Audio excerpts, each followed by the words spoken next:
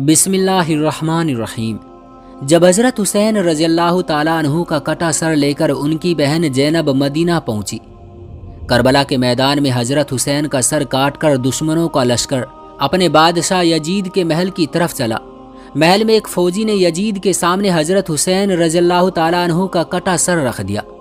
حضرت حسین کا کٹا سر دیکھ کر یزید بہت خوش ہوا اور پھر اس نے اپنے ہاتھ میں ایک چھڑی لے کر حضرت حسین کے سر پر ماری اور کہنے لگا کہ اے لوگو، دیکھ لو، جو بھی میری مخالفت کرے گا اس کا یہی انجام ہوگا۔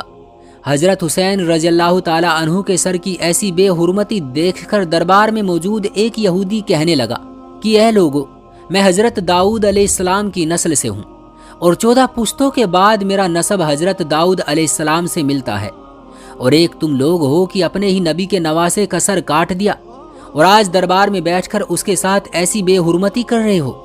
تم کیسے اپنے نبی کے سچے عاشق ہو؟ حضرت حسین رضی اللہ تعالیٰ عنہ کی بہن حضرت زینب اپنے بھتیجے امام زین العابدین کو پکڑ کر روئے جا رہی تھی اور اپنے بھائی حضرت حسین کے کٹے سر کی بے حرمتی دیکھ کر اللہ سے فریاد کر رہی تھی کہ تبھی یزید نے حضرت زین العابدین سے کہا کہ تم نے دیکھ لیا نا کہ تیرے باپ نے میری مخالفت کی تو اللہ نے اس کا کیسا انجام کیا۔ اس پر حضرت زین العابدین نے قرآن کی ایک آیت پڑھ کر جواب دیا کہ اے یزید، دنیا میں جو کچھ بھی ہوتا ہے سب میرے اللہ کے حکم سے ہوتا ہے۔ تو یزید نے جواب دیا کہ یہ سب کچھ تم لوگوں کی ہی کرتوتوں کی وجہ سے ہوا ہے، اور پھر یزید نے حضرت زینب کے ہاتھ میں ان کے بھائی حضرت حسین کا سر رکھتے ہوئے کہا کہ اب تم لوگ عزت کے ساتھ اپنے گھر مدینہ جا سکتے ہو، اور پھر حضرت زینب روتی ہوئی اپنے گھر والوں کے ساتھ مدینہ کی طرف چل پڑی۔ حضرت زینب سارے راستہ بھر اپنے بھائی حضرت حسین کا کٹا سر دیکھ روتی جا رہی تھی۔ آخر یہ لٹا ہوا قافلہ کئی دنوں کے سفر کے بعد مدینہ پہنچا۔ سب لوگ سمٹ کر حضرت زینب کے پاس پہنچے۔ حضرت زینب بہت خاموش تھی، کسی سے بات نہیں کر رہی تھی۔ حضرت حسین کا کٹا سر ان کے ہاتھوں میں تھا اور آنکھوں سے آنسو جاری تھے۔ اچانک حضرت زینب اپنے بھائی حسین کا کٹا سر لے کر اپنے نانا حضور صلی اللہ علیہ وسلم کی قبر کی طرف چل پڑی۔ جب حضرت زینب حضور صلی اللہ علیہ وسلم کی قبر پر پہنچی تو آنکھوں سے بے اختیار آنسو بہنے لگے، اور پھر انہوں نے حضور صلی اللہ علیہ وسلم کی قبر کے پاس حضرت حسین کا کٹا سر رکھتے ہوئے ایسے الفاظ کہے جنہیں سن کر سارے مدینہ والے رونے لگے۔ حضرت زینب نے حضور صلی اللہ علیہ وسلم کی قبر کے سامنے کھڑے ہو کر کہا کہ اے میرے نانا جان، کاش کہ آپ زندہ ہوتے تو دیکھ لیتے کہ دشمنوں نے تیرے پیارے حسین کا کیا حال کیا ہے۔ اسے قتل کر دیا اور اس کے جسم پر گھوڑے دوڑا دیے، اور جب اس سے بھی دل نہ بھرا تو دشمنوں نے تیرے پیارے حسین کا سر ہی کاٹ دیا۔ حضرت زینب اپنے نانا حضور صلی اللہ علیہ وسلم کی قبر کے سامنے کھڑی فریاد کر رہی تھی اور آنکھوں سے مسلسل آنسو جاری تھے۔ مدینہ والے بھی سب پیچھے کھڑے حضرت زینب کی دکھ بھری فریاد سن کر رو رہے تھے۔ آخر شام ہوتے ہوتے حضرت حسین کا کٹا سر ان کی امی حضرت فاطمہ رضی اللہ تعالی عنہا کی قبر کے بغل میں دفن کر دیا گیا۔ جن لوگوں نے حضرت حسین رضی اللہ تعالی عنہ کو اس بے دردی کے ساتھ قتل کیا تھا تو اللہ نے ان سبھی لوگوں کو اسی دنیا میں سزا دی۔ کربلا کے میدان میں دشمنوں میں سے ایک آدمی کی جس کا نام ابن جویرہ تھا، تو اس نے حضرت حسین رضی اللہ تعالی عنہ کو پکار کر انہیں گالیاں دی، تو حضرت حسین نے اس کے لیے بد دعا کی اور کہا کہ اے ابن جویرہ، اللہ تیرے جسم کے ٹکڑے ٹکڑے کر دے۔ اور پھر اسی وقت ابن جویرہ کا گھوڑا پاگل ہو کر ادھر ادھر بدکنے لگا۔ گھوڑے کے بدکنے کی وجہ سے ابن جویرہ کا پیر پھسلا اور وہ گھوڑے سے نیچے گر پڑا، لیکن اس کی ایک ٹانگ گھوڑے میں بندھی جین میں پھنس گئی، اور پھر وہ پاگل گھوڑا اسے گھسیٹتے ہوئے پتھروں کے اوپر دوڑنے لگا۔ وہ گھوڑا ابن جویرہ کو گھسیٹتا ہوا اتنی تیز دوڑ رہا تھا کہ پتھروں کی چوٹ سے ابن جویرہ کا جسم کٹ کٹ کر گرنے لگا، اور آخر اس کا سارا جسم کٹ کر ختم ہو گیا۔ صرف اس کی وہ ٹانگ بچی کہ جو اس گھوڑے کی جین میں پھنس گئی تھی۔ جس وقت کربلا کے میدان میں حضرت حسین رضی اللہ تعالی عنہ 3 دنوں کے پیاسے دریا کے کنارے بیٹھ کر پانی پینے جا رہے تھے، تو اسی وقت دشمنوں میں سے ایک آدمی کی جس کا نام ابن نمیر تھا، اس نے حضرت حسین کے منہ کی طرف ایک تیر چلایا۔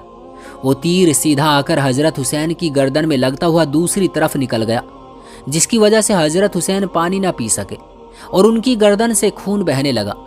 تو حضرت حسین رضی اللہ تعالی عنہ نے ابن نمیر سے کہا کہ اے ظالم، جیسے تو نے مجھے پانی نہیں پینے دیا ہے ایسے ہی اللہ تجھے ہمیشہ پیاسا رکھے۔ حضرت حسین کی اس بد دعا کا اس دشمن پر ایسا اثر ہوا कि वो चाहे जितना पानी पी लेता फिर भी उसकी प्यास न बुझती। आखिर उसी दिन शाम को उसने इतना ज़्यादा पानी पी लिया कि उसका पेट फट गया और उसकी मौत हो गई। दुश्मनों का सरदार इब्ने जियाद की, जिसने हज़रत हुसैन रज़ियल्लाहु ताला अन्हु का सर काटने का हुक्म दिया था और उसी के हुक्म पर फौजियों ने हज़रत हुसैन का सर काटा था, तो इब्ने जियाद का नौकर बयान करता है कि जब इब्ने जियाद हज़रत हुसैन का सर काटकर शाम को अपने महल पहुंचा तो मैं भी उसके साथ था। तो जैसे ही उसके महल के अंदर कदम रखा तो अचानक सामने से एक आग का शोला उसकी तरफ लपका। करीब था कि वो आग मेरे सरदार इब्ने जियाद को जलाकर ख़त्म कर देती, लेकिन तभी अचानक वो आग गायब हो गई और इब्ने जियाद ने मुझसे कहा कि ए फलाह आदमी, क्या तुमने भी वो आग देखी जो अभी मेरी तरफ लपकी थी? तो मैंने कहा कि हाँ मेरे सरदार, मुझे भी वो आग नज़र आई थी। तो इब्ने जियाद ने मुझसे कहा कि ये बात किसी को भी मत बताना, इसको राज ही रखना। हज़रत सुफियान सौरी फरमाते हैं कि हज़रत हुसैन को कत्ल करने वाले दुश्मनों में से मैंने दो लोगों का बहुत बुरा अंजाम देखा। एक तो उनमें से ऐसा आदमी था कि उसकी शर्मगाह अपने आप बहुत ज़्यादा बढ़ती जा रही थी और फिर बढ़ते बढ़ते वो इतनी लंबी हो गई कि उसे अपनी शर्मगाह किसी चीज़ से बांध कर रखनी पड़ती और वो शर्म से लोगों के बीच न जाता, अपने घर में ही बैठा रहता। और दूसरे आदमी का अंजाम मैंने ऐसा देखा कि उसे इतनी ज़्यादा प्यास लगती थी कि वो चाहे सारे दरिया का पानी पी लेता फिर भी उसकी प्यास न बुझती। आखिर एक दिन उसने इतना ज़्यादा पानी पी लिया कि उसका पेट ही फट गया और उसकी मौत हो गई। हज़रत अबू कबील फरमाते हैं कि करबला के मैदान में दोपहर के वक्त हज़रत हुसैन को शहीद किया गया था। तो जिस वक्त हज़रत हुसैन को शहीद किया गया तो अचानक सूरज ग्रहण होने लगा और फिर सूरज छुपते छुपते इतना ज़्यादा छुप गया कि दोपहर के वक्त रात की तरह अंधेरा हो गया और आसमान में तारे नज़र आने लगे और हमें ऐसा लगने लगा कि शायद क़यामत आ गई है। इमाम जोहरी फरमाते हैं कि जिस दिन हज़रत हुसैन को शहीद किया गया तो उस दिन बैतुल मक़दिस में जो भी कंकरी या पत्थर उठाया जाता तो उसके नीचे ताज़ा खून मिलता था और फिर 3 दिनों तक आसमान ऐसा लाल पड़ गया कि हमें डर लगने लगा कि शायद अब क़यामत आ जाएगी। ये थी हमारी आज की कुछ हदीसें। उम्मीद करता हूँ कि आपने इनसे भी कुछ सीखा होगा। ऐसी और वीडियोज़ देखने के लिए चैनल को सब्सक्राइब कर लीजिएगा। मुझे दीजिए अगली वीडियो तक इजाज़त, तब तक के लिए अल्लाह हाफिज़।